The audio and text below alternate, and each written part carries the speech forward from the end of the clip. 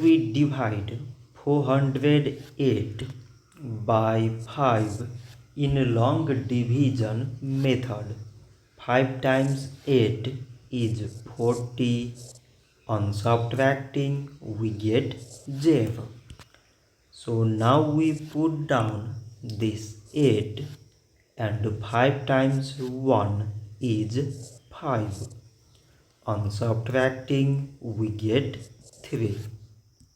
So now we have no any other number to put it down. So we take here decimal, so that we put 0. So it is 30 and 5 times 6 is 30. On subtracting we get 0. So 408 divided by 5 is 81.6. So this much for today, and thanks for watching.